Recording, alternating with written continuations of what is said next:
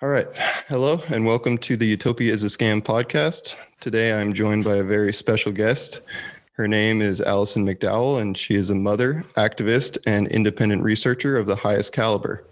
I highly recommend her blog, wrenchinthegears.com, for a detailed look at the challenges we are facing as a species, from artificial intelligence, militarized financial technology, the rise of biocapitalism, and far beyond. Without further ado, Alison McDowell, it's great to be sharing this space with you. Well, I'm very excited to be talking with you tonight. It's great. It's an honor. Well, Alison, it is abundantly clear to me that we are not living in normal times. And wealth and power are being concentrated almost exponentially these days. Society seems to be on the brink of being transformed into something unrecognizable. And I think that more people are becoming aware of this as the threat externalizes itself. But for many, there remains an uncertainty about what exactly this threat is and how it operates. The powers that be speak of the fourth industrial revolution, where they expect our bodies and our minds to be integrated with an immersive digital reality, replete with biometric sensors, blockchain identity, and AI lurking around every corner. While this may sound outlandish to some, these are very real concepts being expanded upon and built by the most powerful high technology corporations in the world, in cahoots with militarized hedge funds and the like. One of the primary components of how this system is being created and how it's being fueled is the realm of human capital finance and impact investment. These things pair emerging financial technologies driven by artificial intelligence and predictive data analytics with the age-old malignant principles behind colonization, eugenics, and exploitive poverty management systems. It is an expansion of many of the atrocities committed throughout human history, and I believe that it is vital to understand that perspective if we're going to persevere through this together and understand what's going on. That being said, would you like to help me expand on the world of human capital finance a bit? Wow. You said that really well. Thank you. I have to say it's been, the past, I guess, going on almost a year now since the pandemic. It's been, it's really wonderful to hear other people articulate it that way, because for a while it felt really lonely about trying to talk about this stuff that nobody knew about. So thank you. Thank you for that introduction. So I, just by way of background, I'm based in Philadelphia, and I came to this through really just being a parent navigating an underfunded school district in the city of Philadelphia. We're one of the largest cities, and a predominantly Black city and a very poor city. And so we're also home to a lot of education institutions, including Wharton Business School, which is part of the University of Pennsylvania system. And so a lot of these innovative financial techniques and techniques of essentially sort of behaviorism and psychological manipulation were coming out of the University of Pennsylvania system and on through the Rockefeller Foundation. When our former president, Judith Rodin, went on, when she left Penn, she became head of the Rockefeller Foundation, and they set a lot of the infrastructure up for these financial deals. So I sort of live in this space. Initially my world was very focused around, a different kind of data, a small nibble corner, and people come to this from a lot of different ways, because this element of turning life and social relations into data and data analytics really affects every aspect of life. So some people come into the space through issues around healthcare, concerns around healthcare issues. Some people come into the space around issues of food or housing insecurity, right? Some people are coming into the space from issues of like behavioral health or addiction. And so all of the elements in which we would, we have social needs and, needs of personal care and shelter that would be tied in with the overall state matrix is in the process of being privatized. And my entry point was then in through the education system. And the data analytics that I started out with in a very small way were high stakes test scores, so reducing children and reducing their learning into these metrics that were then used to create markets for software technologies in the schools, tied to sort of ed reform practices and punishment of schools for not achieving their data metrics. But beyond that, to essentially start to profile children as data. So that's sort of how I came into it. What would be helpful? The first thing to say, do you want me to talk about Pay for Success or? I think Pay for Success is a good real world example to kind of help people and help myself, honestly, relate to what's going on and then how it's being advanced too, because it can seem like it snowballs really fast into a science fiction dystopia. But then with what you lay out with Pay for Success and stuff, it kind of just paves the way. And it's if people are investing in this Pay for Success finance programs, and they're also developing all these other financial technologies and ways of other impact investment, then they mean business, So I think that's a good place to start. Well, so a lot of it too goes back, this idea of engineering people and engineering individual behavior, engineering social behavior back to sort of the technocracy movement of the late 19th, early 20th century, the 1930s, and then the 1970s around technocracy. And so we now, as we've gotten more and more sophisticated tools of surveillance and managing behaviors through digital mechanisms, it's become even more intense. So I often recommend, if people haven't seen the film or haven't seen it in a while, The Big Short, because what it does, the last global financial meltdown around the housing market, so over 10 years ago, really set the stage for what's coming, because many people never recovered from those losses, from lost homes, from lost economic security, lost jobs. There's the shift in the past 12 years has been towards gig economy employment, people losing access to any sort of stable employment and benefits. That's really manifested after that last crash. And so that level of destabilization has set people up for a different relationship to needing public assistance, right? Needing housing assistance, needing food assistance, needing job retraining, as well as the mental health impacts of trying to navigate these neoliberal systems. So The Big Short talks, essentially, it's really good at breaking down the idea of how these most powerful hedge funds, which, hedge funds are different than venture capital firms, because at least on the one hand, venture capital firms, there's this idea that they're investing in a business, they're investing in a thing, where really hedge funds, it's just legalized gambling, right? And making new instruments to gamble on. And so these markets are driven by the hedge funds. So it really is about creating new legalized games of gambling. And in the last time out, it was on mortgages and the housing market. And they would bundle the mortgages together in tranches. And then they would gamble on those mortgages. And then eventually the people who realized that the housing market was going to crash, they made lots of money because they shorted these bonds. And so the movie sort of lays that out.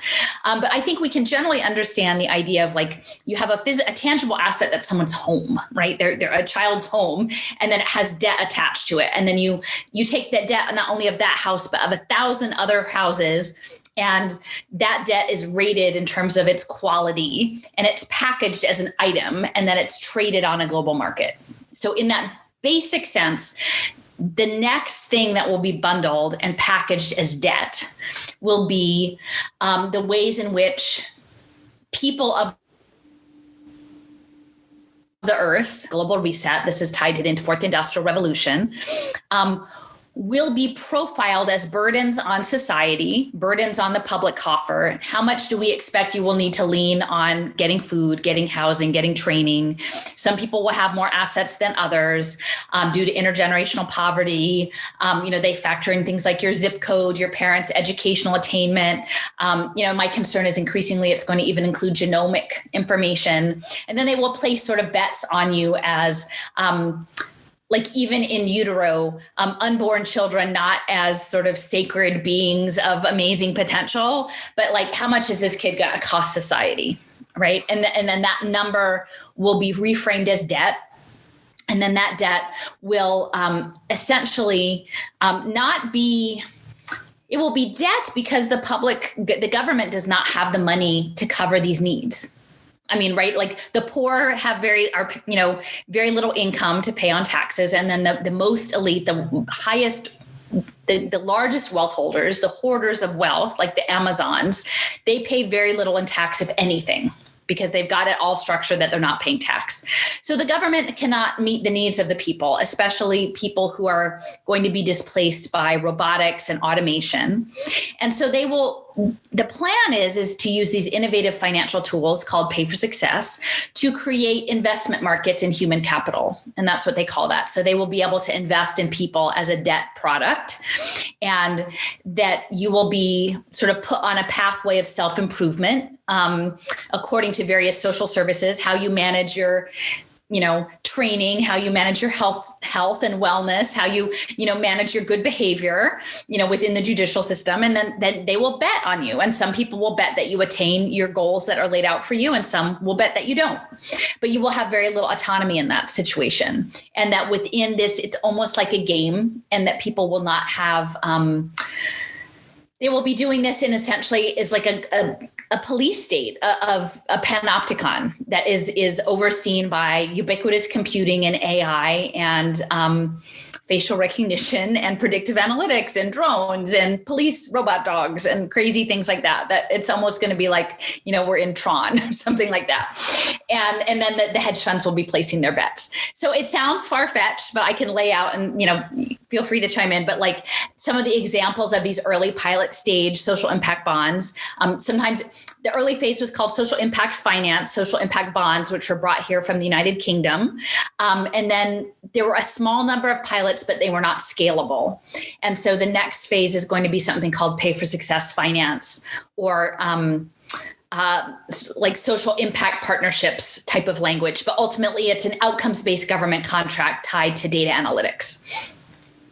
I know that's a lot. Yeah, no, it's all super interesting to see, especially with the technological aspect of it, where we're well aware of that there's negative effects of technology, right? Where screen time's bad and kids are being desensitized and losing their social skills because of this technology. But when you tie it into the financial model and the hoarders of wealth kind of using it to play a game of wealth upcycling into their own systems, which they're using to create more advanced systems of exactly what you just described.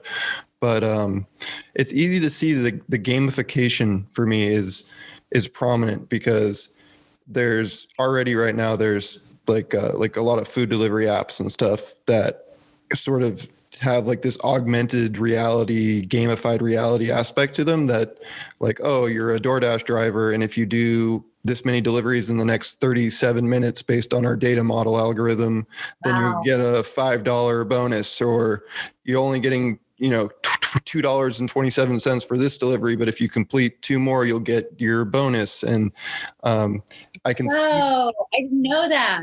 Yeah, it's super interesting. And it's one of those things that, for most people, a lot of people I know, like bike messengers and stuff, it's just a side job. So it is sort of just like fun, and for them where it's, they're making a little extra money on the side and they'll go for that. Well, eventually it's food credits, right? And you'll start. Exactly. And then like apply that concept to what you were saying about pathways and pay for success pathways of, you don't have much autonomy on it. It's like, okay, you have the choice to go for that bonus on your caviar delivery or not. But when it's incentivizing your next meal, or, something, your rent, or your electrical bill, whatever it is, it's easy to see how these things, it's just an app, but an app could be easily applied to a digital identity or what have you. So. Well, I mean, the other concept I didn't have a chance to talk about yet is the idea of augmented reality, because that's another piece of the gaming environment of like turning life into a game. And the early sort of rollout for that was the Pokemon Go, the first sort of wide deployment of that. And I think most people are not familiar, like unless you're sort of in that space, that Niantic, which is the company that advanced that, the money for Niantic came from In-Q-Tel, which is the venture capital arm of the CIA. And so if you understand that this augmented reality is coming from within the state surveillance apparatus, that gaming quality, it gives a different nature to that game, right? Of capturing things, in your phone. It speaks to the fact that I think a lot of times people are thinking like, this new world that's coming is a world that's layered with information, right? And so we already have that somewhat like in the real world. Like if you move to a new neighborhood, like someone who's grew up in that neighborhood will look at a building or, they'll say, oh, that house, that store used to be a ice cream shop, right? Like they'll have a layer of information that you may or may not have. And so there is already a layer of augmented reality, like in terms of people's lived experience in the built environment. But then this is actually adding a digital overlay.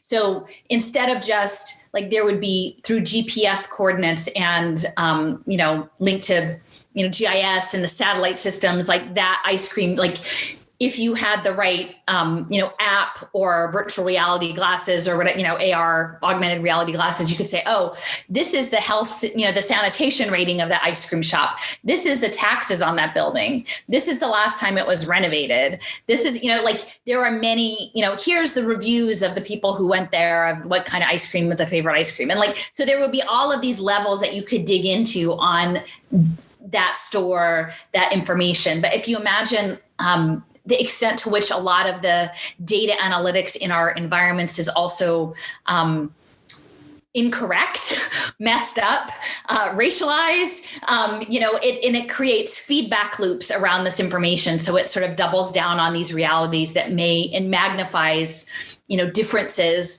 in ways that may not actually be authentic, but are contrived within these engineered environments. So, if we're thinking about the world as a game, you could walk out your own front door, and we're seeing this in other countries under these lockdown protocols, the rise of QR codes, because the QR codes are an element of this augmented reality that you're supposed to check in, that there's information shared about you and your coordinates, and also you're getting information from these environments. And it's rather clunky, like ultimately it will be much more sophisticated, but it's in terms of normalizing that behavior, that you're interacting with a built environment in a way that is mediated through digital technology. I mean, totally. We're already there because people kind of scoff at the idea of augmented reality having an effect on their existence or being part of their overall existence. But the things that you just mentioned with the QR codes and stuff, like Google, Apple and Android already have a collaborative, interactive platform for exposure notifications where it's like an Internet of Things kind of beta test rollout of your phone interacting with other people's phones via Bluetooth and potentially interacting maybe even with Wi-Fi routers of different businesses and stuff, or identifying where you've been and tracking your location and telling you whether or not you've been exposed or not. And again, just the idea that an artificial intelligence algorithm based on sensor-driven networks is going to be able to accurately tell you that your body has been exposed to a virus is completely insane. But it's just, this is the world that we're living in. And the same thing with the QR codes that you mentioned. I don't know how many places were following through with this or were part of it, but I know that the contactless scan the menu at restaurants for outdoor dining in San Francisco and throughout the country, I guess, potentially we're extracting your information and data to identify you. And again, for contact tracing purposes, would extract your data from your phone by scanning that QR code. And we only went to one place one time that was before we got seated, we had to give our names and phone numbers. And we were just like, me and my fiance were like, all right, well, we love this place, but I don't think we'll be going back anytime soon. Exactly. Yeah, it's the other element of this, like the gamification piece, and this is something that, I'm, because of the nature of where I am in Philadelphia, we have this like a deep history, right? And I think I have a bit of a unusual take on some of my analysis around what is unfolding in terms of like resistance, because I know a lot of people are coming at this from more of like a constitutional rights, but as you know, the home of the Constitution and the Declaration of Independence, like I'm realizing that, that is actually very flawed, because the social compact with both, enslaved people, Black people, and Indigenous people was never fully extended. And so as we're moving into this new era in which physical labor and even knowledge work and care work is platformed, we're all disposable, right? Like we're all Gaza, we're all Lakota, we're all of these dispossessed people who are in the way of this coming new mechanized economic construct that is very brutal. It's an amplification of that longstanding brutality. And so, another element, I mentioned Wharton Business School, and one of the key figures that I've been very interested in, his name is Kevin Werbach. He's a professor at Wharton, and he has two specialties. And one is gamification, and then the other one is blockchain. So he has both of these pieces together. And he actually had a conference, it was about 2 or 3 years ago at Wharton, that was commemorating, I think like an early FCC conference or thing like 10 or 20 years ago, like one of the first internet conferences, and that he was a part of. And it was called After the Digital Tornado. And I encourage people, if they have a chance, to look it up on the internet. They have a lot of talks. He brought a lot of sort of different academics, and like Shoshana Zuboff of Harvard Business School, she's written Surveillance Capitalism. She was one of the presenters. And so there's some interesting talks. And in one of the talks, it was a panel discussion with Zuboff, actually, and there was a respondent at the end. And at the end of the talk, he was recounting being at an industry conference where they were actually talking about within the next few decades that people would have a chip that where when they bought something in the grocery store, they would be able to sense hesitation. Like if you touched like a box of cereal and you looked at it and then you were going to put it back, like they would know, and that they could actually dynamically price it to some sweet spot that would incentivize you to make that purchase. And they're like, they've already talked about this is coming. And, it's very interesting to me because my father, I grew up in sort of corporate suburbia, and he was, like a working class guy who had done well. And he worked for Procter & Gamble his whole life. He sold Folgers coffee. So my dad was like the high school guy in the grocery store who made good. And then he went on to a corporate career with Procter & Gamble. But Procter & Gamble invented the Internet of Things. It was a gentleman who was doing inventory work with oil of Olay. And so they sent him to MIT, and they created the Auto ID lab for these RFID codes and ultimately scan chips that are coming. But so all of this is coming together to say, like, you've got dynamic pricing, you have Internet of Things sensor technologies. In this scenario that they were talking about, they didn't actually add in like a Sesame. I mean, maybe you could infer there was a Sesame credit scoring, like that was a factor into your dynamic pricing. But if we understand that pay for success finance is based on measurable behavior change, especially around things like wellness, they will start to engineer individuals in terms of what their food choices are, especially if they are on some sort of public assistance that lives in a digital wallet. And then that's what's coming. Yeah, I think what you mentioned about that concept of in the grocery store and behavioral change dynamics, I think Amazon is a perfect digital representation of that. And my dad, who's kind of started out, working class, got a job at a bank, and then went on to work for PayPal and JP Morgan up until recently.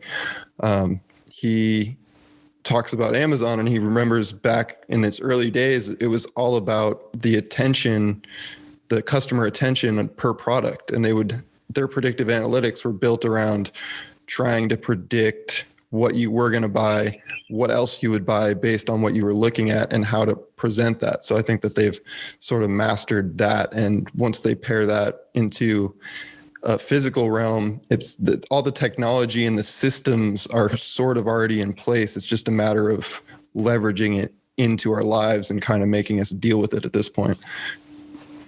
I mean, it's intense. The other thing. So, I had mentioned Kevin Werbach, and he had gamification. So he hosted his conference in blockchain, and there's a talk that you can see online. I think it's sort of like a continuing education for like Wharton alums, and it's about gamification and leaderboards that you were talking about, and sort of game mechanics. And a lot of this game theory also is used in hedge fund predictions. So there's a very direct correlation between the hedge fund algorithms and making these bets and the game theory.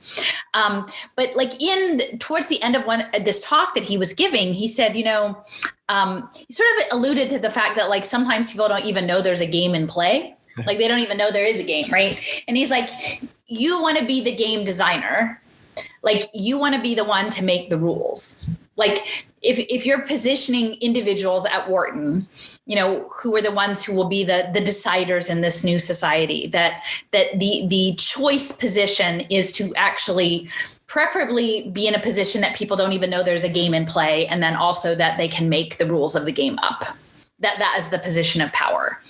And I think that is what I'm struggling with right now to continue to articulate to people, is that even though it is not super visible beyond these QR codes or these phones, oftentimes these sensors are embedded in things like, the bike shares, right? Those bike share bikes, they're Internet of Things bikes. Like I don't know exactly where on the bike the sensor is, but that is a data analytics collecting machine, right? Like your phone is the data analytics collecting machine. These different, the menus with the QR codes are data analytics collecting machines. There's all of these different intermediate, like data aggregators, and that once they can enforce us to have these digital biometric identities, which my presumption will be linked to these biometric health passports that is coming with the Commons Project and the Common Pass, they will start to have very robust options for interoperable data analytics that they will sell to us as privacy.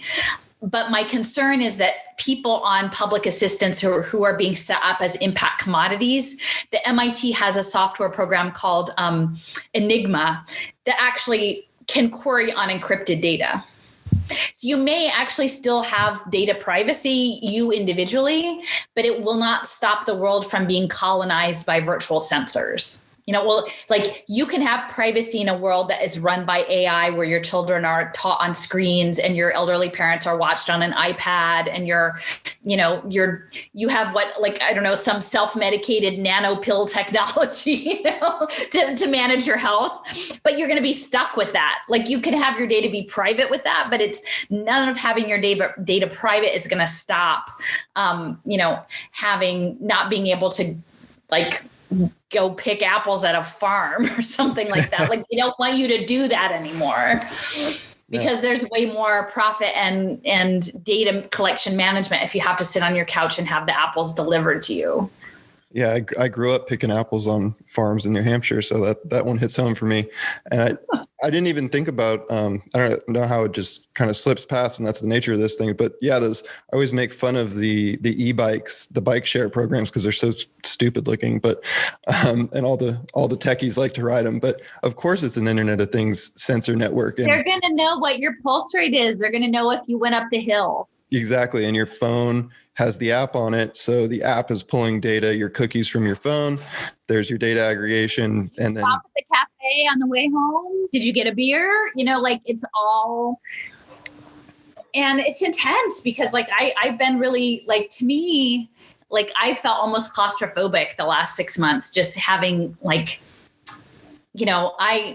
like I said, I came at this very gradually. I came at it through first the education piece, and then the poverty management piece, and then understanding the housing piece and the gentrification piece, and the behavioral health and the healthcare. It kept rolling. But the thing that I think has hit me the most in the past month is that on these impact pathways, that it's not simply about changing your behavior, although that is a big piece of it. And I will say in the gamification space that a lot of it is connected to the video game industry. And this is what I think a lot of folks on the left are not getting. The people who have a traditional Marxist analysis, they're like, look, the system is falling apart. And I'm like, no, it isn't. It's not actually falling apart. It's actually broken through into this next dimension, which is virtualization. The continuing growth of this global economy in a world that is not sustainable in terms of physical material possessions has to grow into a digital space. So you will have virtualized goods, you'll have virtualized consumption, you will be virtualized as a commodity, as a data commodity, and it will be a different type of commerce, but will be no less predatory. And there will still be physical material elements to it because there's the data centers and there's the energy and the water. And, there are physical elements, but it's not this, I can fully see, in a few years, you're going to be like, you're going to have 4 outfits. You're going to have 4 real outfits, right? Like you might have 200 outfits for your avatar, but you're only going to have like 4 outfits, like this, like fast casual clothing, whatever. Like, no, that's going to all be virtualized and it's going to be consumed and purchased in virtual currency. And so they need for us to live as avatars, as digital twins in this virtual space. And that's what is being built. That is what's going to be coded. I don't have a good sense of the time frame. Like it may be like a generation to get that all fully coded into place until we are totally virtualized. But the government of Japan, their Agency of Science and Technology, has a paper that they're saying by 2050, we will be removed from having a physical mind and body in time and space. That sounds like what SoftBank is trying to do too. That I think that's Japan, right? Yeah, I mean, that's Japan. So it's SoftBank. SoftBank is running the Saudi sovereign wealth fund money, and it's intense, right? And so part of it is like both conditioning people to live in these virtual spaces that we're in, but then there's another piece of actually, I think, engineering people's bodies through bioengineering and synthetic biology, which is a key element of the 4th Industrial Revolution. So normalizing population level bioengineering through nanotech and other biological processes, some of which are consumed in your food, some of which may be injected, some of which may be just inhaled in your environment or in your water systems. There's a conference going on now by the National Nanotechnology Institute, and I have not had a chance to spend much time with it, but I have several individuals that I know who are more closely attuned to the nanotech, and they sent me some images, and it's just shocking. It's straight up precision agriculture, nanotech, and water purification. And, most of the scientists agree that there are like totally different laws of physics at that level, like at the nano level, the laws of physics don't apply in the same way. And so we're proceeding with this apace. Meanwhile, like I would say 99.95% of the world has no idea what's coming. And they're just pursuing it as though they have full consent of the whole global population to do all of this. And it's like, I feel like I'm living in a world run by mad scientists and nobody's holding them accountable. It is mad scientists. And I think your statement about people not knowing what's coming, I don't even think they know what's coming, because like you talk about the nanotech level or just the nano level of existence, it's basically a different dimension, just like the internet and the digital realm is basically a different dimension. There's something else to it. There's more to it that we don't understand. And that's why, I maybe save this for the end, towards the end of the conversation, but artificial intelligence seems to be almost like it's sentient, building itself into our realm. But I'll hold. I know.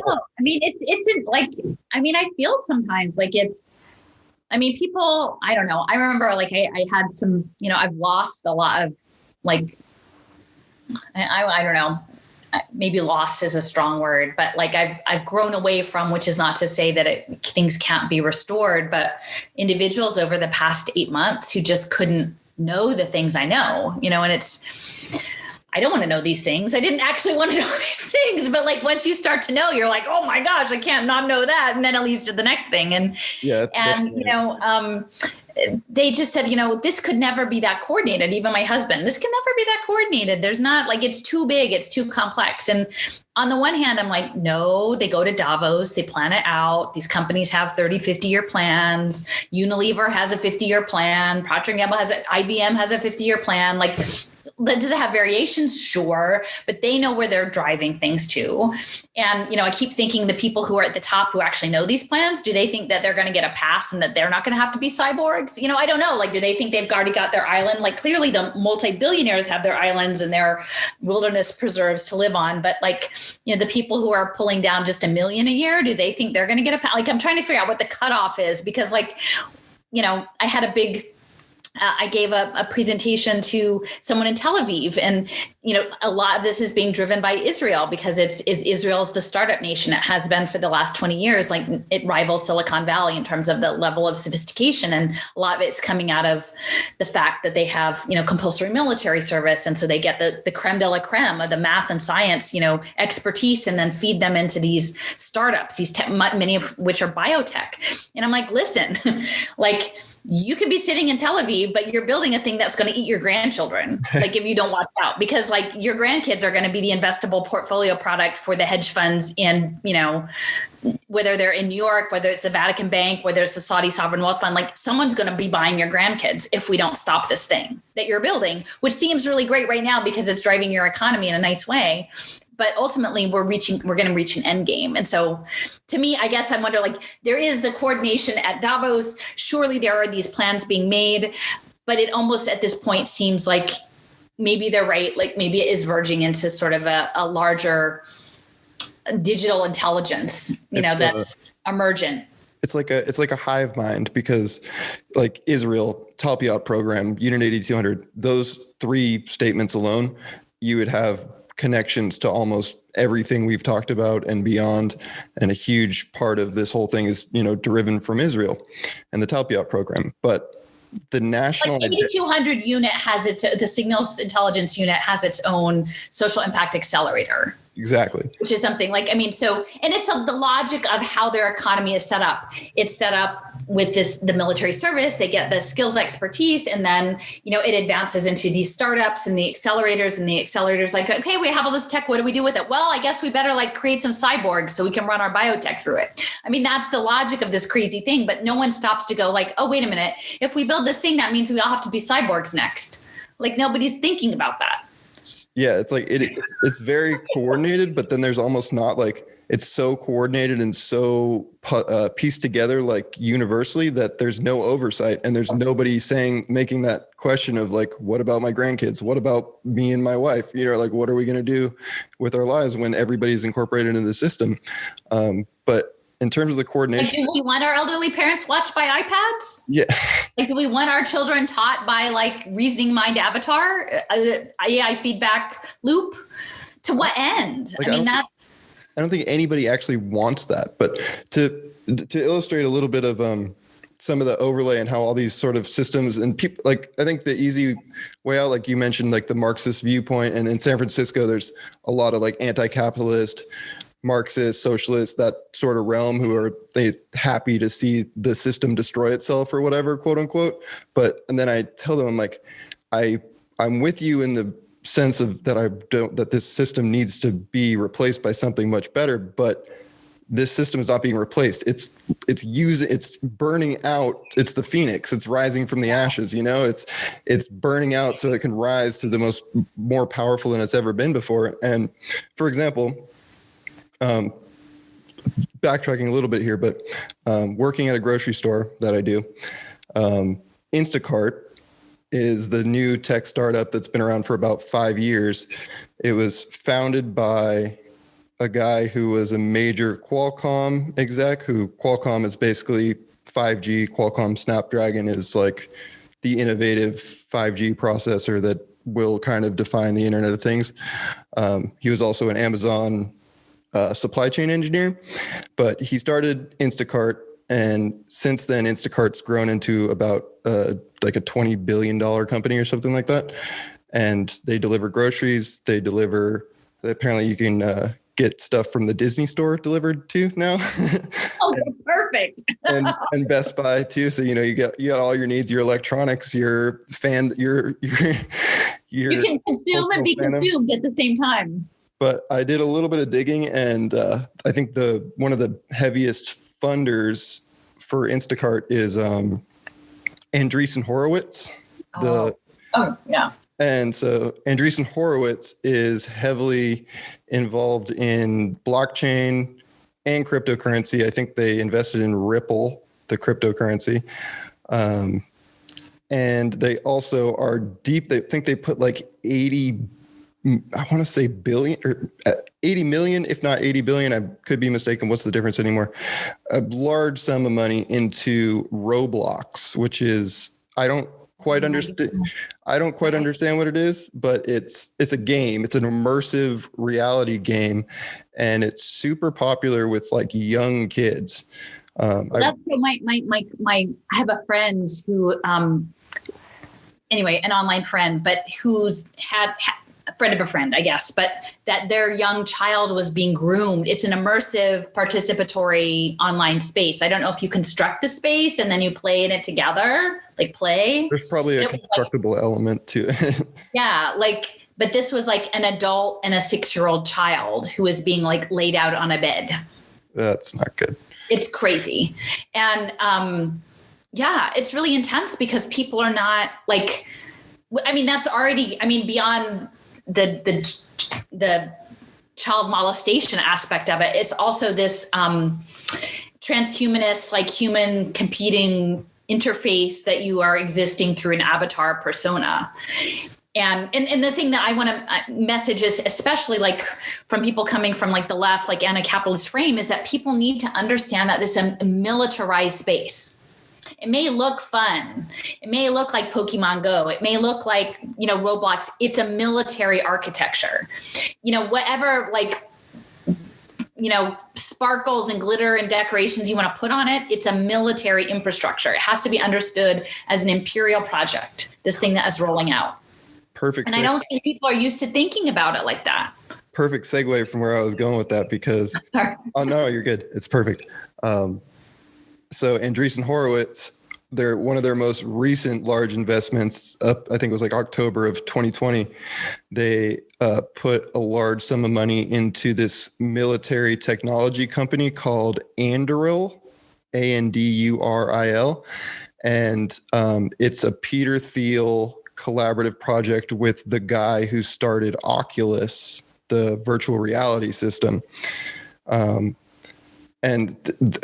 Separate issue, but the guy who started Oculus is like this 25-year-old kid, Trump supporting weird, like it seems like a front to me. But anyways, they funded this company, and the main component of Anduril's services is something they call the Lattice network, which is like an AI infrastructural overlay network that's like Internet of Things, sensor, like the whole 9 yards. And wouldn't you know it, that guess who Anduril's number one customer is?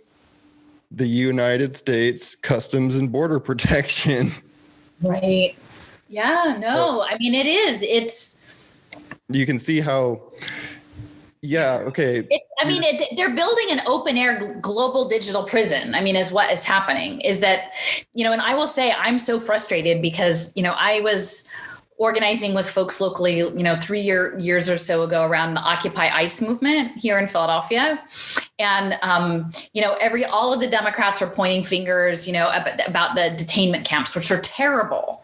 But in Pennsylvania, we have a Democratic governor, and we have one of the 4 family detention centers for immigration in Pennsylvania. So there are not many. There's like 4 of them. And one of them is here in Berks County, Pennsylvania. And our Democratic governor would never close it. Like he had it within his limits of like licensing and processing, like to shut it down. And he never would.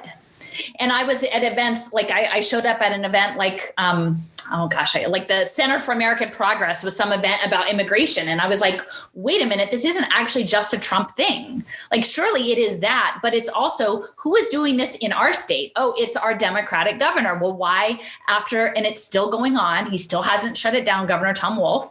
Well, it's because we're all supposed to get used to being families in digital incarceration. I mean, this wasn't digital incarceration. This is physical incarceration, but the Democrats and liberals are just as much about the carceral state, the carceral control state, and it will be morphing into something that is not the same nature of incarceration that we're used to imagining, which is why they're fine to like start letting people out, which is, again, I'm not saying people should be incarcerated. It's clearly part of managing the global labor force, but what's coming next is not going to be any better. Yeah, I completely agree. And like I think the pacifist, or like the person who says like it can't be this coordinated, like this isn't going to happen the way you say it is, can kind of play off of the fact that it's so separated and disjointed in terms of the money going so many different places, like Andreessen Horowitz investing in blockchain, investing in gaming, investing in military technology. Like, oh, okay, they're just trying to turn a profit. And it's like, no, yes, they are driving massive profit, but there's an infrastructure being laid out here between all these things. And most people haven't conceptualized it that way. It's an open air global digital prison run from space, and it's a game. It's a brutal, devious game. And in the video gaming industry and the entertainment industry, like that is why California is so messed up. Like literally until I started like doing this work, I don't know, like there's sort of this, I don't know, those of us who don't live in California, like we have an idea of what we think California is, but I'm like, it's way military. It's way deep state. It's like way police state. It's not like this progressive thing that people, I used to think. Like the more I got into it, I'm like, there's a very dark undercurrent to California. There's a very dark undercurrent in California, and it's flowing straight through San Francisco into Los Angeles especially. But San Francisco is like ground zero for political criminality and political overlay into this system. Like, I mean, the Newsom, Pelosi, the overlaying with the Pritzker family, and it's again, calling them politicians and stuff is sort of a misnomer, because they have these titles, but really they're serving these other interests and their own interests for that matter. But it's almost like the politics side of it is like a side job with like a little bit of benefits for them that makes things a little easier. But at the end of the day, it's like, I mean, the homeless problem in San Francisco is crazy, and they just funnel hundreds of millions of dollars a year into oblivion. Like they have homeless services, they have public works programs, and all they do is wash the streets with I call it piss water, because they just use this like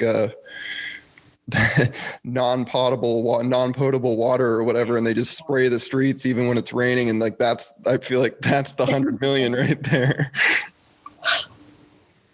Yeah. I mean, and I guess that's why I'm so flummoxed at like all of what's happening under all of this lockdown situation, that people can't see it, that people who ostensibly say that they care about these issues cannot actually see what's happening. Where's the liberation movement? Where's like the people's liberation? Like where's the anti-globalization? I mean, because this new world, it is a globalization, but it's globalized fascism. I mean, and it's like all these companies too, all these corporations that are cycling wealth between each other and through like NGOs and stuff. I kind of get the feeling that it's almost like their technology and such, and also the fact that like Amazon and Microsoft have government contracts with like cloud data and stuff, and that's sort of like politics 101 is blackmail, right? So if you're handling somebody's cloud data, then you have a gun to the back of their head, and you're kind of walking them through things. And at the end of the day, it seems like a lot of this technology and all these corporations almost have subverted government, maybe by design. Maybe the government's kind of giving them the keys. I don't think we actually have a government anymore. Exactly. I agree completely. There is no government anymore. Like we're commodities for their consumption, really. I mean, early on, the work I was doing around education and pay for success finance. So Santa Clara, California is like, and San Jose are test beds for a lot of these innovative finance deals. And so really for the past 5 to 8 years, they've been trying out different aspects. And so as I mentioned, this concept of social impact bonds came from the United Kingdom. It was advanced by this gentleman. His name is Sir Ronald Cohen, who's the father of British venture capital, and he's a Harvard MBA. So Michael Bloomberg brought them over. Like Goldman Sachs was backing a lot of these impact bonds, and it was based off of cost negative externalities. So it was almost like carbon credit trading, which was set up by William Drayton with Ashoka, which I believe is also California based. This idea of like a carbon credit, like offset financialized sort of abstracted idea. But the offsets would be something like reincarceration, like the cost of reincarceration, the cost of special education, the cost of addiction treatment. And they would all have these numbers. And so that if you could provide a solution that mitigated that cost, you could negotiate like a rate of return. So really for the past 8 years, they've been trying out all different kinds of social impact bonds around housing, around pre-K, around mental health services. And at least 4 of them were in Santa Clara County, and they were triggered by Santa Clara University. So a lot of these programs are actually running through the Jesuit colleges. So Georgetown is a major player, and Santa Clara and Gonzaga, and I'm trying to think of the one in Chicago. Is it DePaul?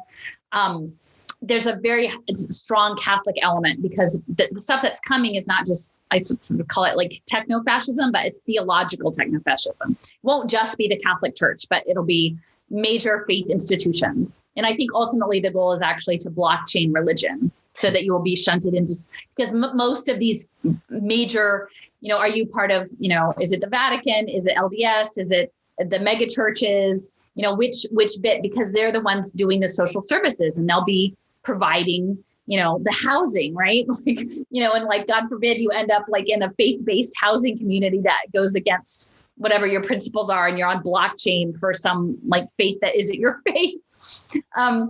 But anyway, so this is coming in Santa Clara. So they have a pre-K one called Strong Start. They have an early literacy one. They have a homeless one called Welcome Home, and Project Welcome Home, and Partners in Wellness, like a mental health one. So the homeless social impact bond and the mental health social impact bond, in these deals, to make them appear legitimate, they have a third party that will review the contract to say, oh, this service provider fulfilled the terms of the contract according to the data. And the third party for both of those in that case was Palantir. So again, so now you have housing insecure people, and they're being put into social services to get shelter, but Palantir is running their data, right? Peter Thiel's company, Predictive Policing, and Department of Homeland Security, as well as, Palantir has the data of people who are getting mental health treatment. And it's very unethical. I mean, it's an unethical program, but I don't, it's difficult, because I think and clearly we had talked before about Salesforce and Mark Benioff being, a key element in this. A lot of these deals are run on data analytics dashboards. So both Microsoft and Salesforce have sort of competing versions of social welfare service impact dashboards. So that's like running the global prison game runs on these dashboards, and both Salesforce and Microsoft are competing. But if you're talking about, these biometric health passports, right? Like if essentially you're running the gauntlet of a prison state, and you have some sort of in real-time implanted biosensors, that are like monitoring your temperature or your heart rate to tell you if you're a threat, you pose some viral threat to the world. Your ability to navigate an augmented reality space could mean that based on your, biosensor that you have embedded in your body, that you can't go outside. You can't leave your apartment. You can't get off the elevator. Oh, well, you can only go this far. You can only go 5 miles from your house. Your Easy Pass is deactivated. You can't get that Internet of Things bike. Like, there are these very real consequences. And so, like, I know a lot of folks in the immigration community were approaching Salesforce because they had these contracts with Department of Homeland Security. But what I'm trying to say is, for people who are working in spaces of like immigration, the idea of using geofencing and real-time borders is changing what a border is. Exactly. Like changing what a border is. A border could be your house. It could be, God forbid, your bedroom. You're in a senior care center and you can't open the door. That could be the border. Exactly. Like the military technology, the Lattice Network AI system. Yeah, they're using it on the US-Mexico border, which is already problematic enough as it is, right? But how much would it take to just apply that to the city of San Francisco or whatever, or anywhere, everywhere for that matter, as long as you have the infrastructure and the infrastructure is being built. So Salesforce. And nobody's contesting it. Like all of the people who seem to like, that's what's so frustrating is that the people who are contesting the limitations that are being imposed, like the abrogations of civil liberty, are not the people for whom these social justice issues are front and center. Right. And the people for whom the social justice issues are front and center are the ones who are saying, everybody just behave and it'll go away. And it's like the most bizarre thing to be in the middle of this and go, none of this is making sense. Yeah. Like, other than that, they've so totally, like the social media landscape has so totally like fragmented people's consciousness that they become so embedded in their own identity politics feedback loops that they can't see the forest for the trees. They just can't. Yeah, everybody hates on mainstream media these days for it becoming a caricature of itself, but you could pretty much say the same thing for the alternative media or the quote unquote alternative media, because it's the same thing. It's a feedback loop. It's an echo chamber, and it always gets more absurd and further away from the truth or where it actually needs to go. Or that's what I see. You know, there's so many big personalities who are seemingly, you know, truth seekers and powerful personalities in this whole thing, but they touch on the information that you get into, but they don't actually make the connection, or they choose to ignore the connection, and they don't, you know, bring it back around to what's really going on. It's kind of just meant to add fuel to the fire of the political discourse. And that's really frustrating. People are taking it to the point of talking about the privatization of every aspect of the public domain. Every social welfare service, right? No one is really talking about that part. So we're going to privatize all of your healthcare. We're going to privatize all of your education. We're going to privatize all of your housing. Everything is just up for investment, up for the predictive analytics. And it's frustrating because like there are pieces that if you gave people the tools and you said, look for pay for success, Google your community and put in quotes, pay for success, right? And see what comes up. See what comes up under value-based payment in Medicare. See what comes up in gamification or augmented reality in your community. See what comes up with the Internet of Things in your community. Like things that people could actually make it concrete. It's not conspiracy, because you can see what works government. Michael Bloomberg has bought off hundreds of governments of many mid-sized cities across the country and in the EU and in India to administer this data-driven prototype. There are things that people could look at and go, oh, you know, they were talking about that. Look here it's in my city. What does this look like? And no one's getting those tools yet. And I think they should. They need them. And when you familiarize, I know it seems like a lot to a lot of people. This is like sort of like heavy, intense information. But once you familiarize yourself with some of the most like prominent terminologies that are used in this thing, if you take a little bit of a look, you find it like right away. Even today, I was looking into apparently the massive human resources cloud-based computing network that my work is using to run its HR and employee like clock in, clock out, and healthcare information through. They have white papers all about human capital. They have white papers all about augmented future.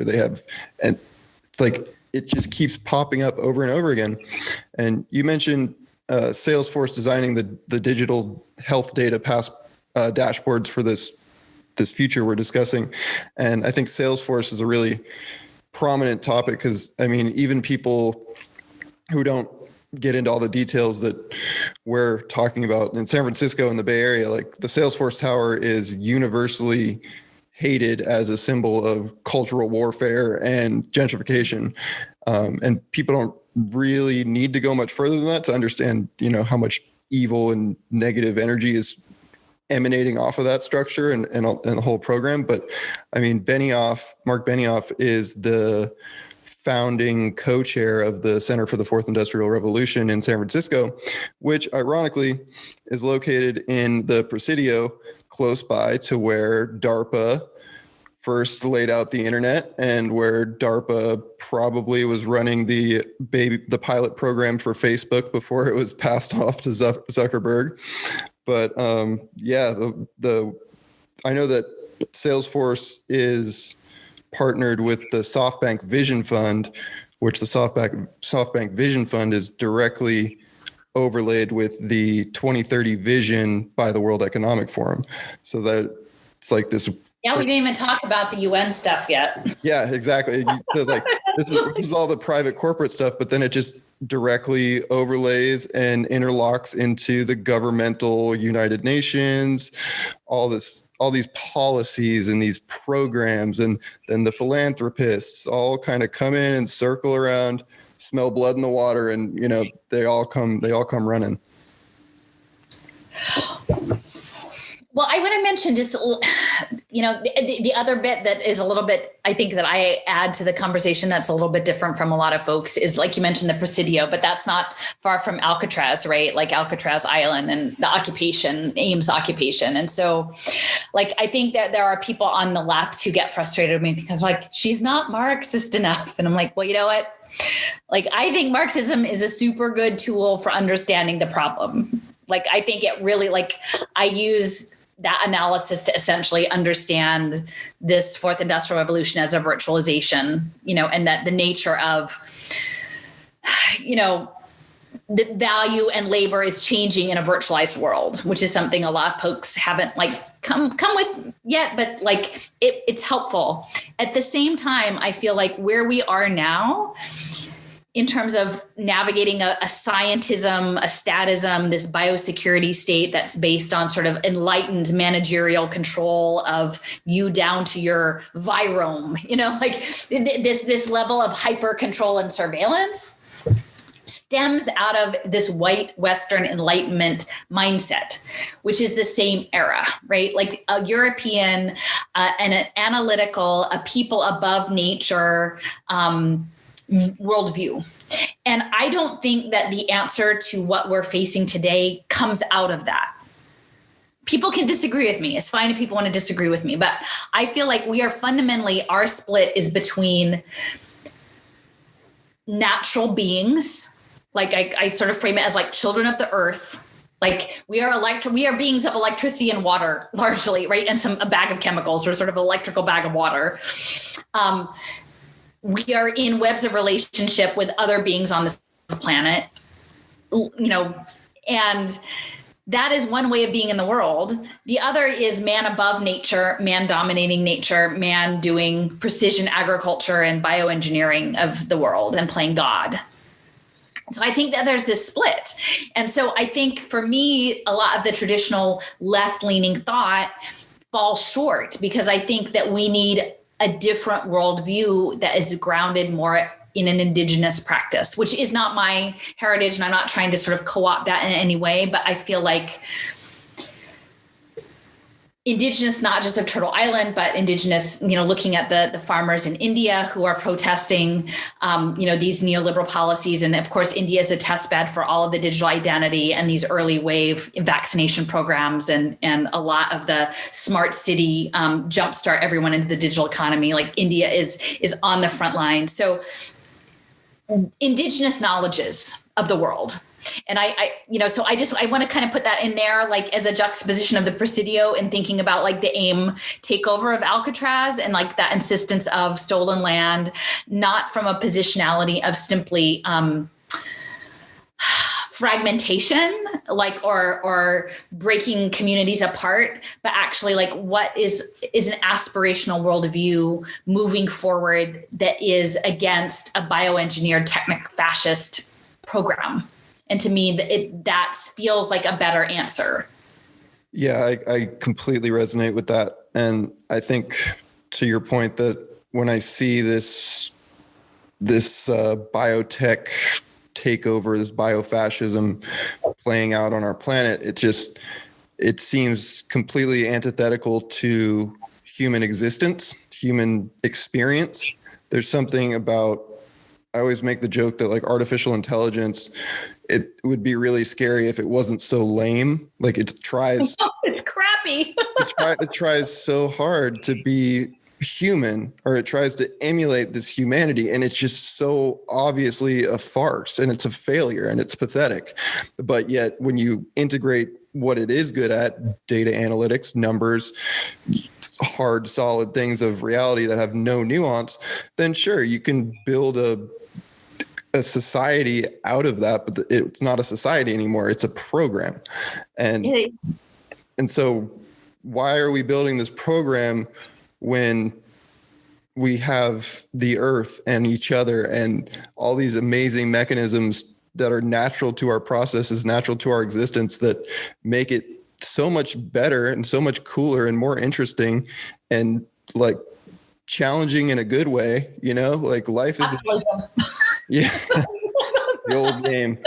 But yeah, that's why when I look deeply at all this stuff, and it's like you see the pattern and how this system's being created and the corporate element and all this power and wealth being exchanged. But ultimately, it just feels like dimensional, and it feels like there's I think, yeah, in one of your talks, you said not good versus evil, sacred against profane.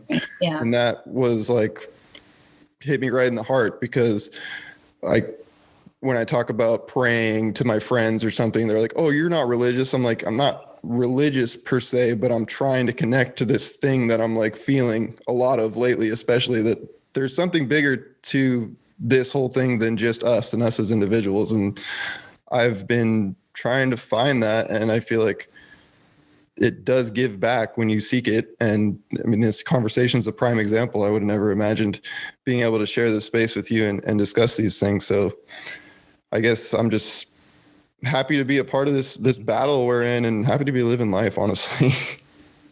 I mean, it is sort of a gift. I mean, it's hard because like you have to, it's both been a shedding, like unexpected, and then, but also, yeah, people being put in my path. And I want to be clear, because like I came into this with like a certain toolkit of things that I'd been studying and things that related to my community and poverty, which are very relevant now, given the lockdown and the economic constraints that are affecting people. But I think, we're getting to the point that I've kind of like thrown out my toolbox and said, like, here's the stuff, guys. And like, you're picking stuff up and people are picking bits and like working with it. And the things that we need to build this next phase is a collaborative. And I think that's one of the things I'm trying to navigate in this weird space, is that like, I don't want to be the expert. And I was for a while, but I think increasingly like a collective knowledge building opportunity. Like, there's some other folks in the Bay Area, I think, who are like studying these things and talking about how it's laying out in San Francisco, because they have like playbooks in different cities, and that everybody has different pieces of the conversation and different bits of resistance, different frameworks. Like people have gifted me knowledges about like intention, right? Or like how things are connected, or interdimensionality, or things that I never thought about before. Like to me, it seemed like, oh, wow, that's something that, that wouldn't be part of my life necessarily, but really resonates. And we all have things to give each other.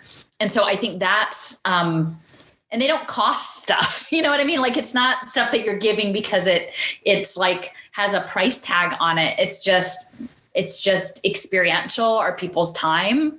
And that's quite beautiful, actually, and freeing in some ways.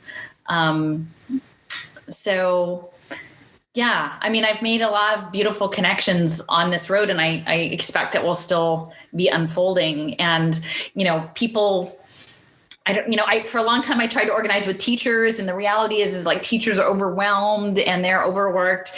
And to be honest, and I was always pretty good at school, so I never thought about it, but I'm like, there are people who want everybody they want to take care of people and be nice, but they're not into like, most of them are not into like revolution, right? Like you're there to like make everybody comfortable and like get with the program, like, and that you're not necessarily thinking that this is a super evil program that we're all in. You're just like, I love you, give you a big hug, like, let me teach you about the stuff. But the stuff is to live in this world that's being built. And so I couldn't ever bring them along. And then I moved to different spaces, but then when this all hit, it was like, like alternative healers, like people from that space, people of faith, all kinds. And then and artists, like people poets and artists and musicians, which are none of the things I'm very good at. I'm not good at any of those things, but I appreciate them.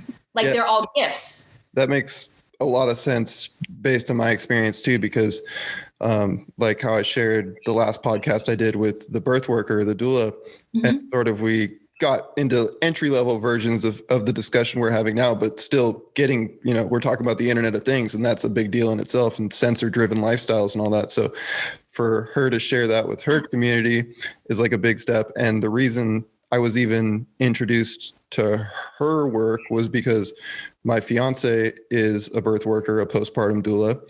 And, she's always just been super maternal and finally went ahead and got her certification and training in that. So that's been an interesting journey in helping and like learning from her and seeing her develop her perspective, and just all the sacred nature of birth work itself is something that you can kind of draw spiritual enlightenment from, I guess I would say. Like just the principles behind it you can apply them universally. Like I was talking to my fiance and my best friend and his girlfriend, who's actually also a birth worker. And I was talking about like this archetype of creation that's sort of a fractal. That archetype is just a fractal of our existence expanding on itself constantly. We see it everywhere. And I said to them, that came to me in the moment, I said, people say like life imitates art or art imitates life. And the truth is, life imitates life. Like that's really the truth to it, because we're all just like creating. And how you said we're, these weird water-based bioelectrical beings sharing like electromagnetism and whatever else the hidden secret to human emotion is. It's like, what more beautiful thing could you ask for than that? And to put a damper on it with all these weird sociopathic, weird looking billionaires, like we're going to let them take this away from us? Like, come on guys. Like that's the unifying thing I go with, is just like, come on, we're better than this, guys. They suck.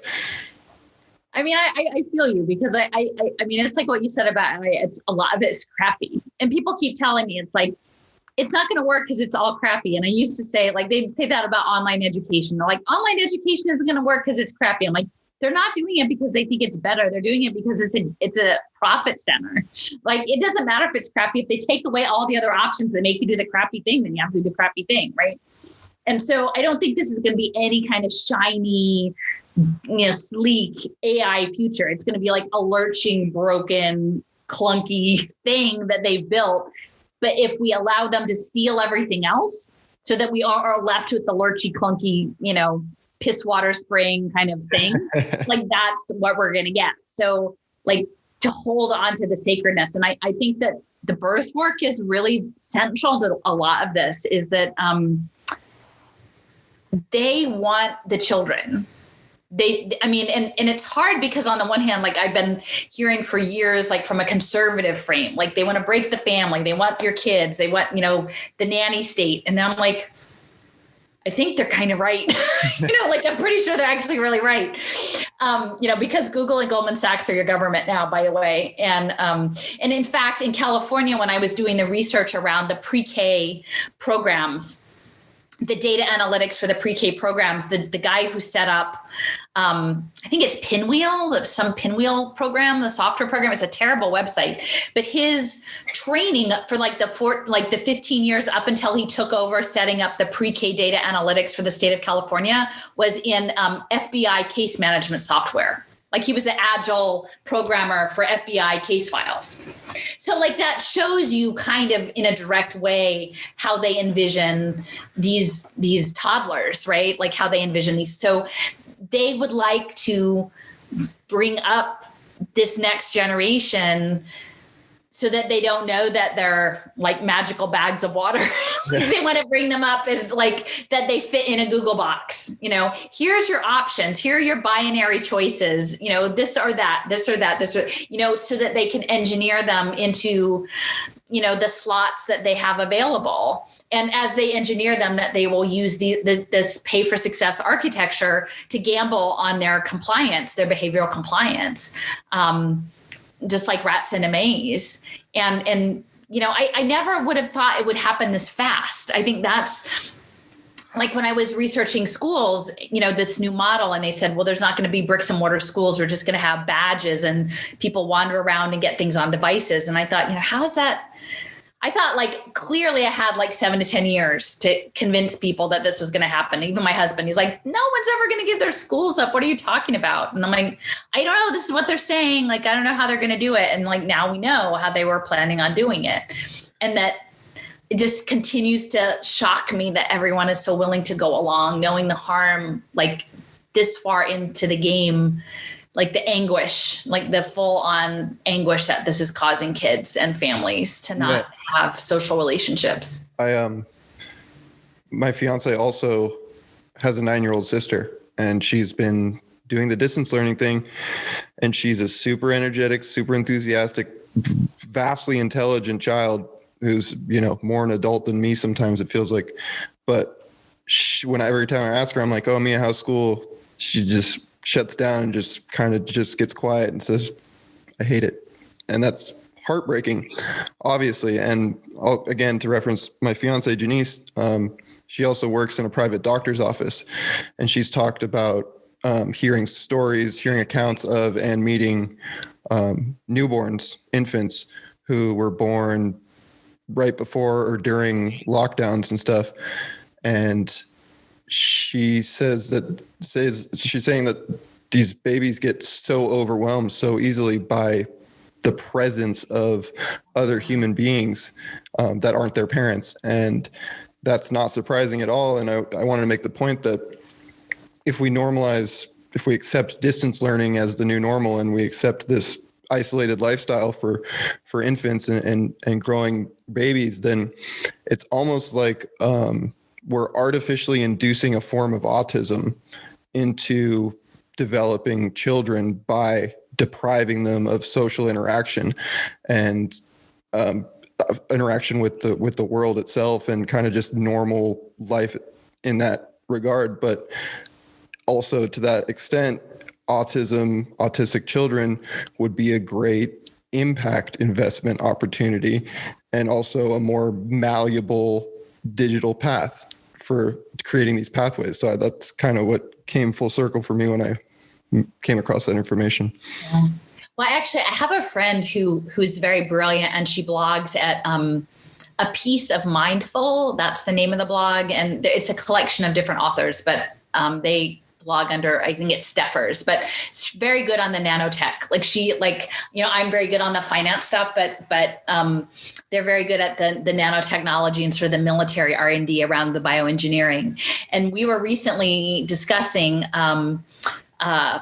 that they are actually developing, I believe it was maybe with Carnegie Mellon, like a program of digital vaccines, like behavioral vaccines, like gamified vaccines. And they'd patented this concept of a digital vaccine around behavior and behavior loops. So it's that's interesting. And then the other piece is, and I'm trying to remember the name of the unit. If it's like a 9,000. I don't know if it's 9,200 or 9,600 at the IDF in Israel, but it's another like a signals intelligence cybersecurity unit that does data analytics around like satellite, like visuals, like visual analytics. And they had several articles about having a whole new cohort specifically of high functioning autistic kids to do that work, because they said they have very good attention spans and focus, and they're very detail oriented. And so there's part of me that even wonders, there's like both the artificial creation of this mindset through the social isolation, but then to what extent is the nature potentially of vaccine injury about market shaping a certain type of, a person with a certain type of affect or mind, the way their brain functions that is suited towards a digital world, like both building it, right? Like build, because this global digital prison has to be coded into reality in full respect. It's not fully manifested yet. But then the other piece is that it's going to have to be secured. Like the whole nature of war is changing. Like what is war if your cells are now programmable machines with nanorobotics? Like the idea of hacking the internet when it's actually in your body is incredibly, I mean, and then who do you belong to? Like, are you injected by your portfolio investor? You know, like, I mean, who even knows? Like, I got the Saudi sovereign wealth fund injection so that like I stay on my pathway. Like, we don't know how this thing is going to play out. And so the idea of having smart cities, which we know are crap and hackable and dangerous, and the Internet of Things, they're hacking baby monitors. If we build this smart world down to our cells, then no one is ever going to have a chance to make art, deliver babies, make music, because we're all going to be sitting around like trying to stop the world from being hacked. And we're all going to have to live this cyber military life. And I think that's, to me, that's like being like a terrible trap. Yeah, the cellular colonization angle, I think, is like the most important part of this to understand for anybody, because like I geek out on some of the stuff that you do too, with like the corporate connections and the financial stuff. It's like fascinating, and like you can build the maps in your head and draw it out and really understand how this is being done and what's happening. But the cellular colonization thing is something that like I have so many friends, so many, even just seeing peers and people around me in this city especially, is like everybody is so progressive minded and everybody's so ready to build the space where solidarity and respecting and honoring the ancestors and correcting the wrongs of the past and taking everything that was good and sacred from the ancestors and bringing it forward into our dimension that we're in now is like the most relatable and resonating frequency I think we can get on. Because when it comes to this thing we're up against, it's like, if you are anti-racist, if you are pro-choice, if you are anti-colonization, if you are like all the things, if you are anti-global warming, pro, anti-climate change, pro-planetary, save the planet, all that stuff, is like you can all find a niche within this, or not even a niche, it just kind of applies to everything. It's like, yeah, we need to, I would really like to find that switch of kind of the light bulb to make people be like, no, this is it. Right. Let's all get together. That's why it's the natural human versus AI. And it's happening. Like, I think I put a tweet out this week. I said, I feel like AI is waging war on natural humans through bioinformatics. And it's so true, because like AI is, at this point, I feel like AI is sentient, coming from another dimension. And, that makes things a little more like science fiction-y to think about. And it kind of adds like a spiritual element to it. But like the people building this system, like it feels like they're disconnected from this dimension. Like, I don't know what they think they know that we don't know, but like the Arthur C. Clarke quote, any sufficiently advanced form of technology is indistinguishable from magic. Yeah. And it's like, that's what's happening here. But I think magic in this regard is like, what word goes with magic? Trick. Like it's a trick, it's the lie. It's a farce. We're being tricked into this, and to no benefit of our own. Like maybe a few people get really, really rich in the meantime, but like, if there's no planet, no consciousness to enjoy it, then what are we doing? Right. And have you read the Arthur C. Clarke novel, Childhood's End? I'm trying to remember. No. Well, no, remind me. It's like the overlords show up on Earth, like this alien species with big, massive ships and advanced technology. And they float in the sky for 50 years before they reveal themselves to humanity, but they give humanity all the technology, and they basically end war and poverty and all that stuff. And everything seems like, okay, fine, good. And then they reveal themselves, and it turns out that all but one of the alien ships was all an illusion. It was all a projection. And then it turns out they're 12-foot tall red devils and with wings and horns. But they're still friendly and trying to help humanity, or saying they're helping. But it turns out that they're just an intermediary between basically. So Arthur C. Clarke wrote 2001: A Space Odyssey. So like all the artificial intelligence themes he gave to Kubrick with that. But basically what happens is, so the Earth, it's utopia. And then all of a sudden, all the children on Earth like develop a hive mind and just completely stop functioning. And then they all come together and they start using like their extrasensory abilities to like create and change the world. And then eventually the children get taken away and the spaceship's brought to the source or whatever the thing that they're connected to is. And then soon enough, like a big raging black cube comes and swallows the Earth. Oh no. So that to me is like black cube. Yeah, there's the black a lot of cube about black cubes. The black cube to me is like the artificial intelligence side. Like we know it as artificial intelligence of how it manifests in our realm as an earthly representation of it. But hypothetically, it would be some dimensional force that's absorbing consciousness or creation. You know what I'm saying? So I just think that kind of like these, the technocrats and the people who are facilitating these markets that are building this system of the Internet of Things, Internet of Bodies, they're kind of like the overlords that were, giving humanity some good things and trying to help. And it's like, oh, you're not trying to help. You know what you're doing. No, I mean, that's what I keep saying though. Like I just had this, I wrote an open letter to Zach Bush, who's this guy who's in like the Virginia area, and he's a holistic doctor, and he's going to work on saving the soil, right? And I'm sure he talks a very good game, but he did an interview with Robert F. Kennedy Jr. in mid-December, in which he's like, oh, guess what? I have an impact fund. And by the way, like, we're working with Bank of America in Orange County, and we've got these like new Alegria farms, which is like you look at it and it's this tabletop hydroponic garden thing on tables in a food pantry in a parking lot. And I'm like, that's not regenerative agriculture, Zach. Like it isn't. Like that's what, I mean, that's, you're going to stand in a field and hold a pile of dirt and say, this is what I'm doing. But like really, Alegria, this thing that you want to scale is with Bank of America, which put people out of their homes. The irony of Bank of America funding, like kale grown in soil socks, on a food pantry parking lot. That's really depressing. And the same people that with his income fund were connected to this health system in Philadelphia, because one of the offices of this fund, like not his fund, but the overall organization is here.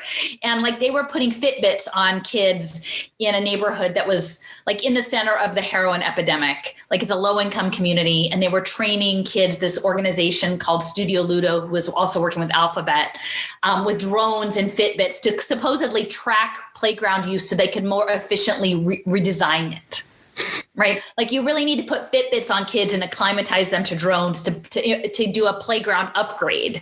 I don't think so, Studio Ludo. And so like, I'm trying to tell this guy, like I wrote this really long letter to say, listen, maybe you don't know what's really happening here, but let me tell you, because I'm here and this is who this is connected to. Like maybe the back end, you don't know what the back end is plugged into. It's plugged into this and it looks like Fitbits and it looks like, kale growing in a parking lot, on a table. It's not it's not how you're representing yourself to the world. And, so it's like about a week later and finally today he has like sort of a non-response that doesn't respond to any of the things I raised. And everyone's just like, oh, thank you. So, we're so wonderful. And it's this, like, I guess that's why I'm saying, like, we need a collective organization that isn't lifting up any one heroic individual, because people get caught up in these cults of personalities and like who's on with group and who. No, you got to do your own work. Do your own work and find people to build stuff with you. And like, let's do it legitimately, because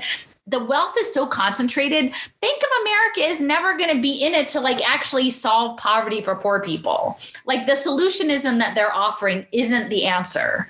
It isn't. And, you know, they're just one of those red 12-foot devils, you know, saying, here, have some kale. But first your nudge band, you know, we needed to like scan it to make sure it's right for your DNA.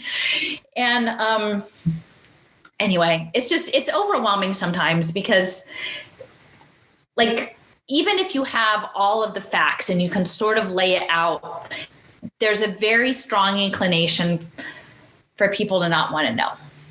That's the problem. And I think if they knew, they wouldn't do it. Like, that's the thing I'm saying. Like, if we know, I'm not saying we have to give into it. I'm not saying knowing it means it will happen.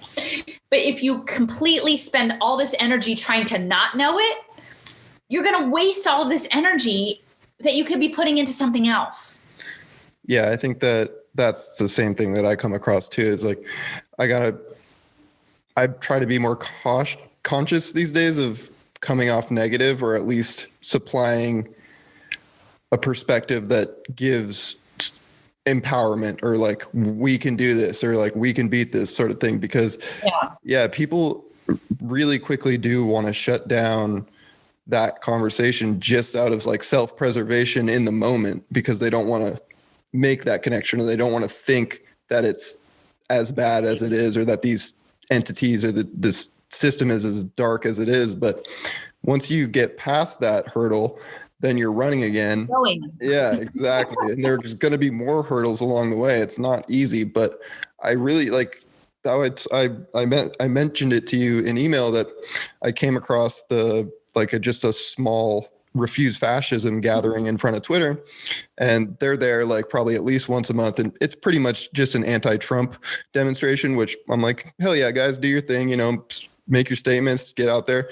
And this gathering seemed a little bit different. It was like seemed to be led by a couple of Black women who were sort of like getting everybody involved and passing the mic out, and were both great speakers themselves, like really energetic and just stream of consciousness, like, you know, powerful. And I stopped my bike, so I was like kind of listening, and I'm like, are they passing the mic around? I'm like, all right, we'll just see what happens here. And I was like, it was like cold out. I had my jacket on and my bandana over my face and my hood on and stuff. And she looks at me and she's like, all right, guy with the bike, what's up? And then I was like, all right, yeah, I guess I'm supposed to do this. So I'm like, nowhere near as eloquent or as articulate as I wanted to be, but what I found just trying to like speak from the heart and off the cuff was just like, when I mention this is not a political problem that we're up against, it's not a political enemy, it's a human issue of us and our togetherness that's going to help us get past whatever it is we're up against, all the problems that we're talking about. Got a good reaction from that. And then like, it's like awesome. It's invigorating to get like a little bit of energy back from people. And then, you know, I'm like, this is Refuse Fascism. What about biofascism? Let me mention that real quick. And they got some people stirring a little bit on it, you know, and not that if I you give people the tools, if you give them the lens, then they can start to apply it. Great. Exactly. And I think that's the secret, the open secret is that we all have the tools, right? And together we have the tools. And especially that, I mean, I think that there is stuff energetically, like there is something that is activated beyond what we can see. And I think that they can tell if you're coming at things in an authentic way. Like, I think that actually really matters. I'm not saying that other people in that group weren't that, but like, I think especially in this moment where people are so separated from one another, if you can engage people from like just a deeply human space, it like reverberates. I think it has a certain power to it.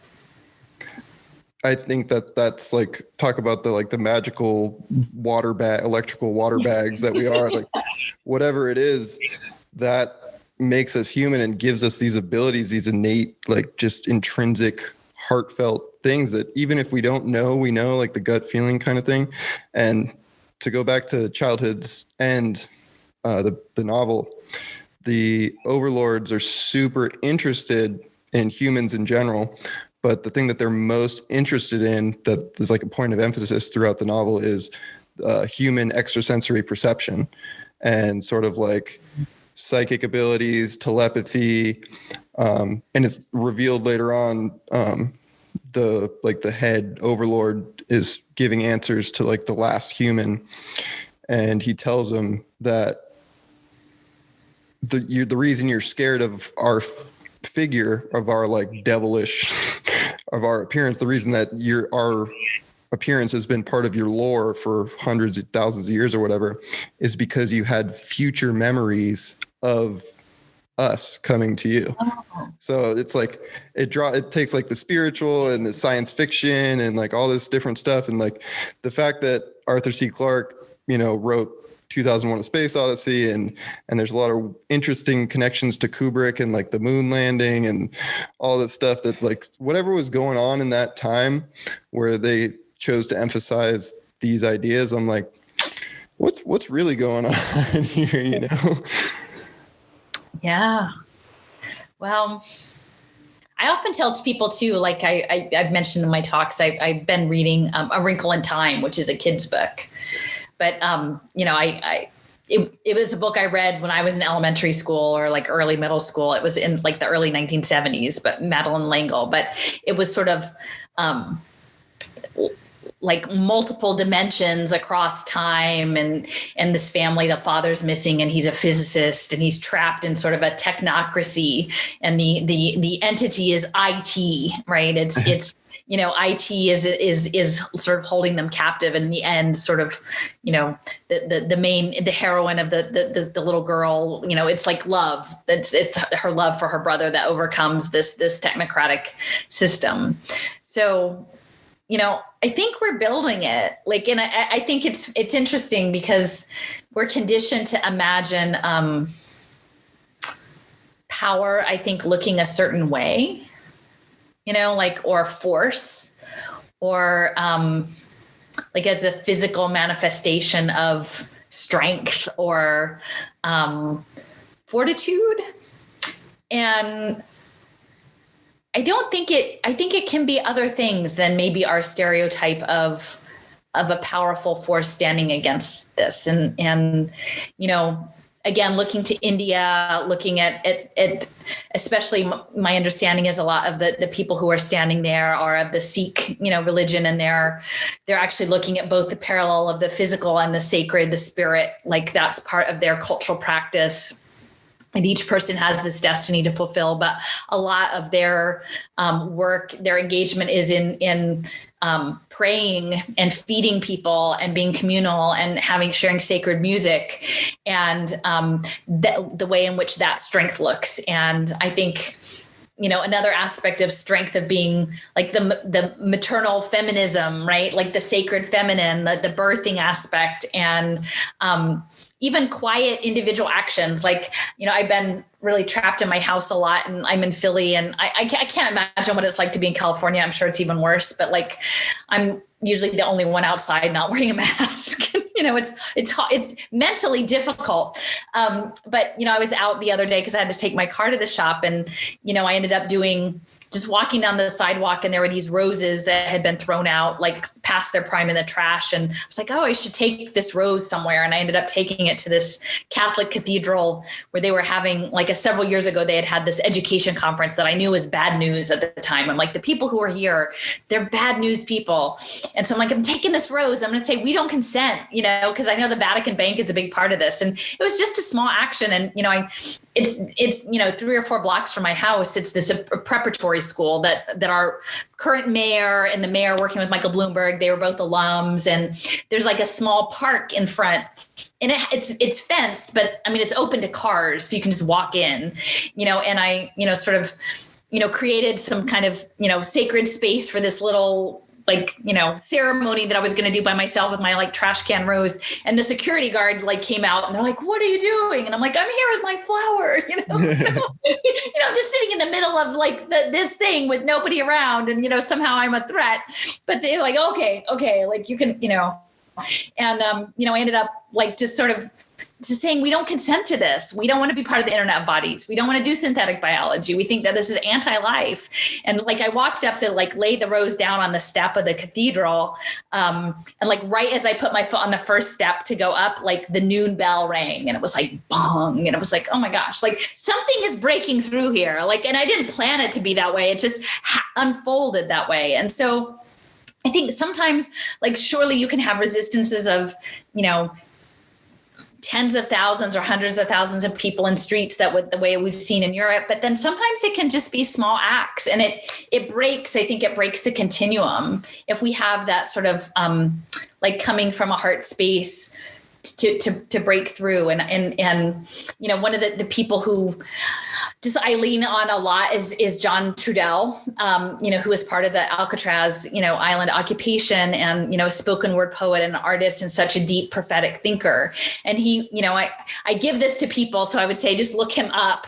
He has quite a few talks online. He's since passed, but, he talks about this technologic, and that we need to be thinkers.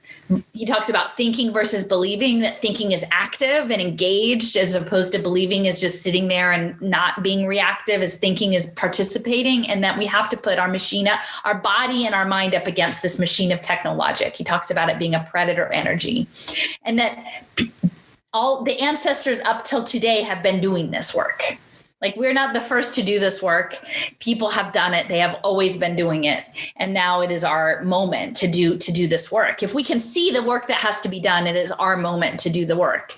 And, we have to believe in our heart that there's a larger purpose, I think, like from the creator to do it. And this work is what got us here. So I recognize that and I see that. And I really enjoyed your story of intention there. And I try to reflect on things like that in my daily life too, because when I talk about these big picture things, I'm like, I'm not going to change the world. I'm not going to take down Amazon. Like, no, but I can change the world because every choice I make, it's all reverberating throughout our realm and us connecting, making the choice to go outside, whatever you do, it all reflects on all of our existence.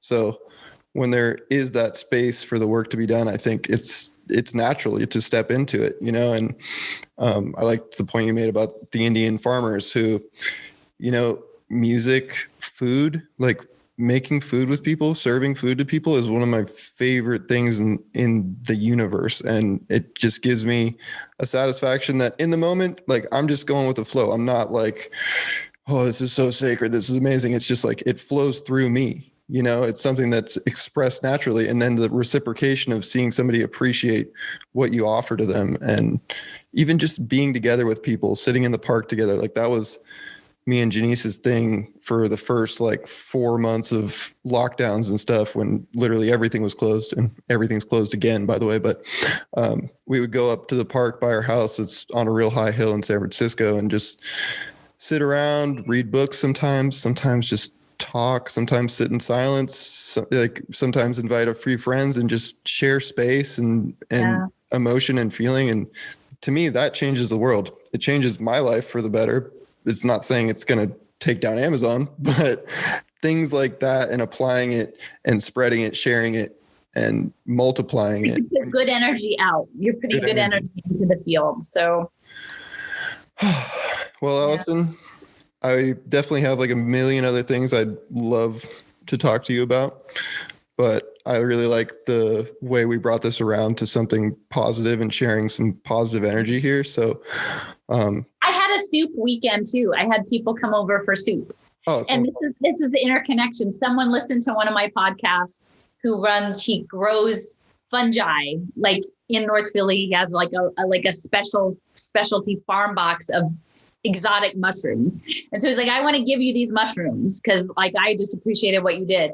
So I went and got the mushrooms. I'm like, this is a lot. I like mushrooms. I'm like, this is a lot of mushrooms. And I'm like, I'm going to make mushroom soup and I'm going to invite people over. So then and even my husband, it was vegan because I'm getting better at trying to do more other, inclusive food stuff. And so I made this, it was a new recipe. And my husband, who is decidedly not a vegan guy, that was so good. I had 2 bowls. And I'm like, so we all grew from the experience. We had about 10 or 12 people over by the fire, and it was a mix. It was a mix of just beautiful people we have, like, would never have found each other otherwise. I love stuff like that. It's like that's the best. That sounds awesome. And also mushrooms as the fungi. The mycelium. It's amazing. Like, that's a whole different universal dimensional talk on its own right there. I know. We have to come back and talk about that. That's a good one. Well, it's been such an honor and a pleasure. I've really enjoyed every minute of this, and I really thank you so much for your time and sharing this space with me. Is there anything else you want to wrap up or add to our discussion? No, I think we just go forth with love, right? Go forth with love. We do our best. We know that we're fragile and we know that we'll make mistakes, but we still do our best. And you listen to your gut. Listen to your gut and go forth with love. And I think we'll find our way through. Yeah, we'll keep going. And I think we got this. I'm feeling really good about it. So, Alison, thank you so much. Everybody go to wrenchingthegears.com.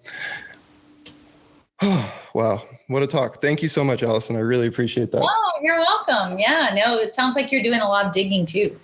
I'm trying, it's in my nature. I got into the world of like conspiracy when I was like 17, 18, like dumb high schooler smoking too much weed. And then have grown. I got into it too late. Yeah.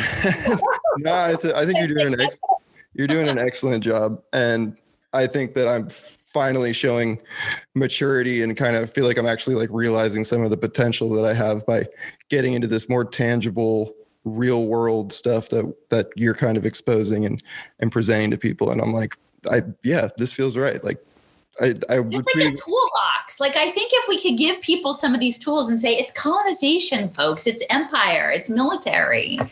We don't have to do this. Exactly. And into that regard, one of my first interactions with you was retweeting one of your tweets about sort of exactly encompassing all the work. And then you finish it with like, this is our destiny. Like, we were made for this work. And I'm like, you know what? She's right. Like, she's damn right. And I'm here for it. And I'm going to spend the time. And when I look at like this podcast, for example, like, I don't have a huge platform. I don't expect to be, Whitney Webb with 85,000 followers. But I don't think that's it. No, I know. That's what no shade, but like, I don't, to me, that ends up, but it's like, then it becomes another consumer model of the thing. It is. It becomes exactly a consumer model. It's another thing. It's a different kind of a thing. And so I think this is like my friend Cliff, who he's like one of these people. He, like, the first week, I didn't know him, and we connected on a thread, and he's in Seattle, and he practices Santo Daime. I don't know if you've ever heard of that. It's like I don't know exactly. It's a religion from the Amazonia area, like that was started in the 30s or 40s. And so it's this blending of like liberation theology and like Amazonian, like curandera and like Yoruba, like African, like it's a mix of all this stuff.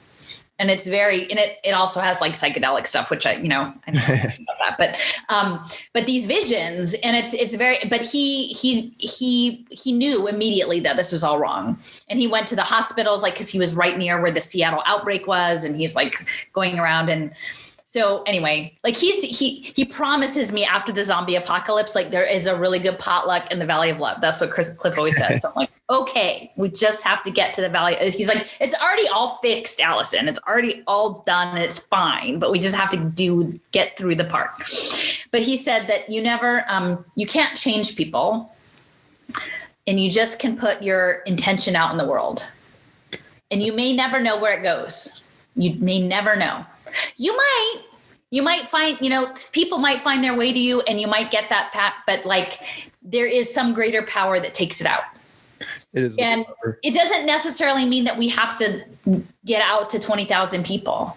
If you get out to one or two of the right people, that's all that matters. And that was my whole intention with this, is like, if I can get some of my thoughts out there for one, expand on my own thoughts and research and viewpoints, share it with other people, make connections, which is happening. And then for me right now, like this podcast that we are recording is going to be a tool for me to share with friends and family in a personal regard, because I can share information with people, but it's a lot different when you're like, oh, hey, watch this video of so-and-so. They're so right. Like you got to listen and then be like, hey, I did this podcast with this very interesting, intelligent person who has a lot of interesting information to share. And we had a really good discussion. Maybe you could check it out. And I think that has like a ton of potential, and it feels right. And it feels good. And because you can model it too. It's like, you know what? You don't have to be a superstar to do this. I don't have a credential to do this. I didn't train to do this. I'm a mom that I fell into this thing. Just like, you're someone who fell into this thing. We all fell into it, and there's no like hierarchy to it. But if you like, I think by me putting myself out publicly about it, people are like, oh, well, she seems kind of like me, or that reminds me of somebody I know, or now it's not so scary because it's just a regular person saying it. You know what I mean? Yeah. I mean, I totally see that play out too. Like I shared some of your work with a few of my friends, and like instantly, like one friend who like never really even listens to anything I send him, but he's always like down to have a conversation, but he never like takes the time. He'll skim the surface just so he can like know what I'm talking about if I reference it. And he was like, got probably like 30 minutes into one of the Mind Wars podcasts that you did with that Scottish guy. Yeah. And he was like, what blockchain education and blah, like he was like engaged with it. And then my other friend who's like a fellow old school conspiracy theorist kind of guy, he's watched all of your Fourth Industrial Revolution videos, like all 5 parts. Well, it's so funny because Jason was like, and I didn't even know Jason really before this, although he was connected to some people that I organize with locally, who again, they're all wearing masks, so I can't organize with them now, but whatever. And I keep saying like no hard feelings. Like when you, it's cool for me to show up without a mask, let me know and I will come back. But he's like, yeah, I'm going to drive from Denver to film you. And I'm like, what? That seems weird. I mean, not weird, but I'm like, really? But he was right. Cause I think it's a different medium. People who might not sit down and read a whole long blog, they'll listen to you in the car while they're jogging or something. I don't know. It's weird. Yeah. I mean, that's commitment though, too, for him to do that. I was like, this is a really well put together setup. It's really good. I know. I remember, Jason's really good. I'm excited because I think, knock on wood, like we're going to go to Salt Lake City, which is like on the other ARPA node, right? And there's a lot going on. That's where the social impact bond is, and like the Mormons and whatever. And so he's going to meet me out there. We're going to like maybe drive around Salt Lake and film. So awesome. That sounds like fun. Yeah, it'll be good. All right. Well, thank you for fitting me in. No, thank you so much. And I'm sure we'll speak again at some point, but I'll share this with you and all that good stuff. And perhaps we can circle back one of these days and see where we're at and offer some more insight and intention for this world. No, I mean, everything is new. Like, I feel like these days I want to like focus more on some of the nanotech stuff, because that's heavy. That's the level beyond the deep level that you're already kind of. It's all electrical engineering. It is literally all electrical engineering, which again, like I hate all this stuff. I hate economy. I hate tech. Like I hate finance. Like I'm an art historian. I do not like any of this shit. Like I hate it. Like electrical engineering. Fuck, I don't want to have to know that. But like literally that is what they're talking about. So signals intelligence. What? Yes. You should definitely look up IDF, like look up the autism thing. Because I can't remember if it's 9600 or 9200. I can't remember. But if you put up IDF and autism, it'll come up. And like, man, like I think that they're building not exactly cyborg, but I think they're building the people they want. Super soldier, cyborg, neurologically engineered. Yeah, it's wow.